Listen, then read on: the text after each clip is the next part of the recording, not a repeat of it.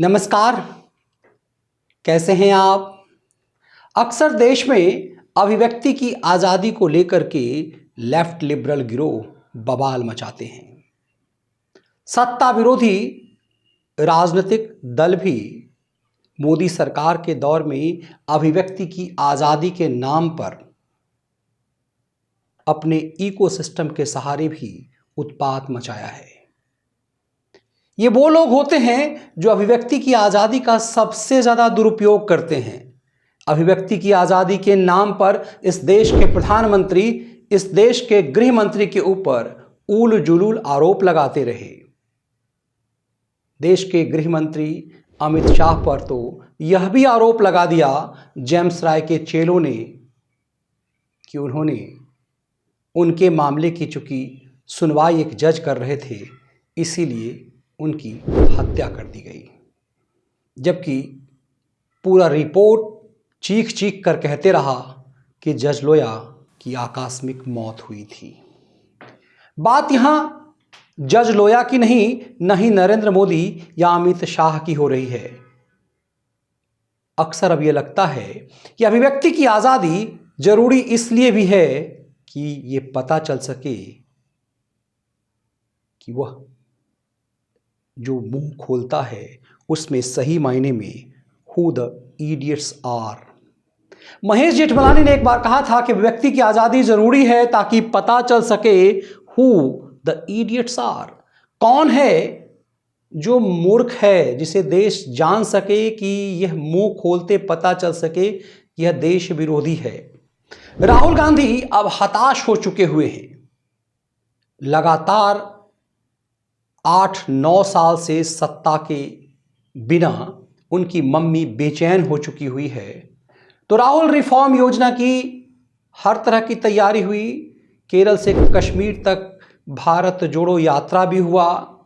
राहुल ने अलग अलग रंग भी बदले। सनातन विरोधी, हिंदू विरोधी, रामद्रोही बनते बनते राम भक्त, शिव भक्त होने लगे।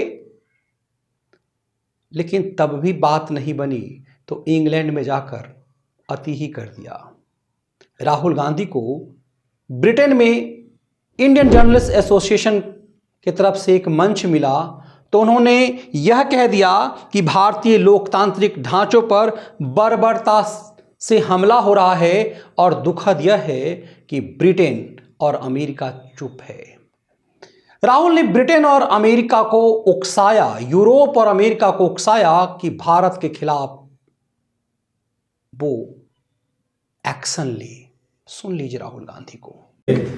As you were speaking, I was thinking about it. And people don't quite understand the scale of India and its democracy. So, how would you react if democracy suddenly disappeared in Europe? Right? You'd be shocked and you'd be like, oh my God, that's a massive blow to democracy.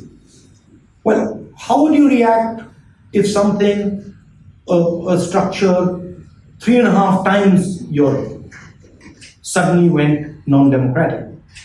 Right? That's happened already. That's not something that is going to happen in the future. That's already happened. But there's no reaction. And if we're talking about Europe, that's the thing that shocks me.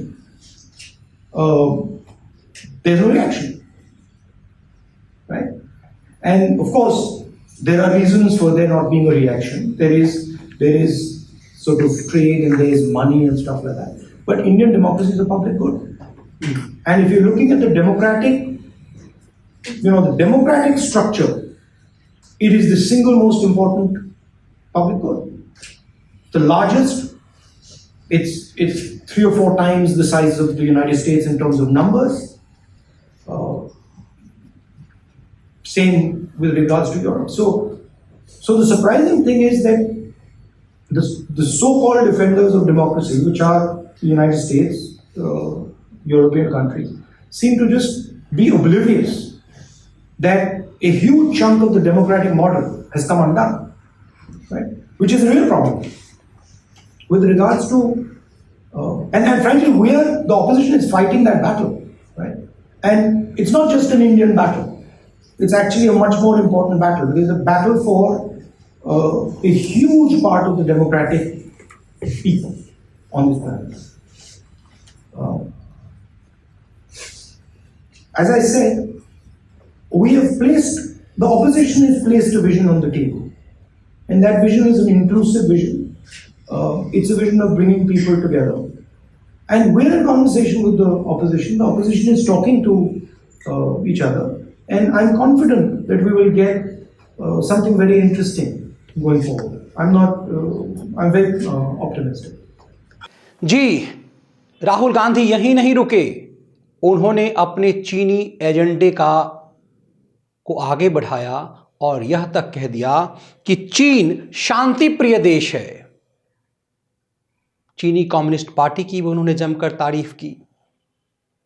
Rahul Gandhi के इस व्यवहार ने यह साबित किया कि वो सिर्फ मूर्ख नहीं हैं, बल्कि कहीं ना कहीं वो भारत विरोधी गतिविधि में लिप्त हैं।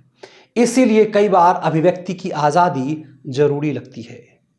अभिव्यक्ति की आज़ादी ही है कि मनमोहन सिंह सत्ता में रह करके ये कह गए कि इस देश में प्राकृतिक संसाधनों पर पहला हक मुसलमानों का है, अल्पसंख्यकों का है, फिर मुसलमानों का कह गए। मणिशंकर अय्यर अभिव्यक्ति की आज़ादी में ही 2019 के लोकसभा चुनाव से पहले नीच शब्द का इस्तेमाल कर गए। देश के प्रधानमंत्री के लिए मोदी हर अपने ऊपर फेंके गए पत्थर का इस्तेमाल कर लेते हैं। तो नीच का भी इस्तेमाल उन्होंने ऐसा किया कि कांग्रेस को भारी पड़ गया। यह अभिव्यक्ति की आज़ादी का ही मामला था कि सोनिया गांधी ने मौत का सौदागर कह दिया नरेंद्र मोदी को 2007 के गुजरात चुनाव में, फिर पासा ही पलट गया। यह अभिव्यक्ति की आज़ादी थी कि पाकिस्तान जाकर मणिशंकर अय्यर मोदी के खिलाफ माहौल बनाते रहे और ये कहने लगे कि ये मोदी हमारा और आपका कॉमन दुश्मन है। मतलब दुश्मन के सामने अपने देश के प्रधानमंत्री के खिलाफ ऐसा मुहिम चलाया कि पता चल गया कि कांग्रेस की घुट्टी में क्या है। अभी पूर्वोत्तर के 3 राज्यों के चुनाव हुए।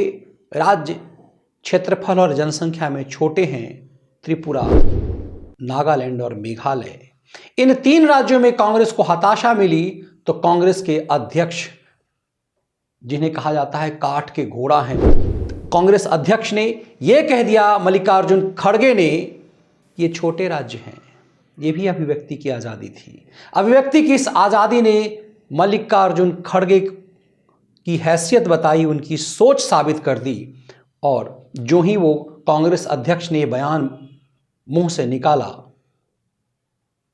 नरेंद्र मोदी हमलावर हो गए और चुनाव परिणाम के दिन ये कहना शुरू कर दिया कि किस तरह से कांग्रेस छोटों को अहमियत नहीं देती, किस तरह से कांग्रेस उसको उन्होंने छोटे राज्य से जोड़ा, फिर छोटी जातियों से जोड़ दिया और फिर ना जाने कहां कहां हमला किया। इससे यह लगता है कि अभिव्यक्ति की आज़ादी सचमुच डेमोक्रेटिक सिस्टम में एक ताकत की चीज है। सुप्रीम कोर्ट ने इसे सेफ्टी बॉल कहा था, लेकिन ये सेफ्टी बॉल कई बार जब मूर्खों के हाथ में होता है, जब देश विरोधी लोग इस सेफ्टी बॉल के सहारे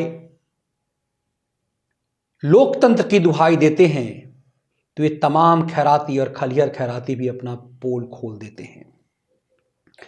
जिस तरह से इस सेफ्टी बॉल के इस्तेमाल के रूप में ही उत्तर प्रदेश में कोरोना काल में अभिव्यक्ति की आज़ादी के खिलाड़ियों ने लाशों के ढेर पर उत्पात मचाया, उससे समझ आया कि किस तरह से ये देश विरोधी गतिविधि में लिप्त हैं। किसान आंदोलन के समय में अभिव्यक्ति की आज़ादी के बड़बोलेपन का खेल दिखा।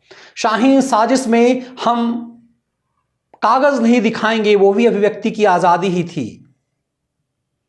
अभिव्यक्ति की आज़ादी की आवाज़ अक्सर वही उठाते हैं जो अभिव्यक्ति की आज़ादी का दुरुपयोग करते हैं, लेकिन किसी चीज़ का दुरुपयोग करने वाले, उनका मुंह कई बार खुलना बहुत ज़रूरी होता है। डेमोक्रेटिक सिस्टम में लोग ये जान पाते हैं कि अभिव्यक्ति की आज़ादी के नाम पर जिसने मुंह खोला वो इडियट कितना बड़ा है, सिर्फ इडियट नहीं है, वो देश विरोधी कितना बड़ा है। आलम यह हुआ कि राहुल गांधी जब भारत के खिलाफ बोल रहे थे तो वहीं एक बुजुर्ग पत्रकार ने राहुल से कहा कि मैं आपकी दादी इंदिरा गांधी का जबरदस्त फैन रहा हूं, मैं चाहता हूं कि आप भारत के प्रधानमंत्री बने, लेकिन ऐसे बनेंगे।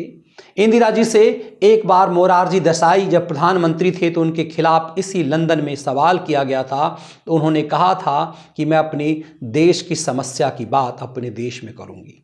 क्या आप अपनी दादी से कुछ भी नहीं सीखते?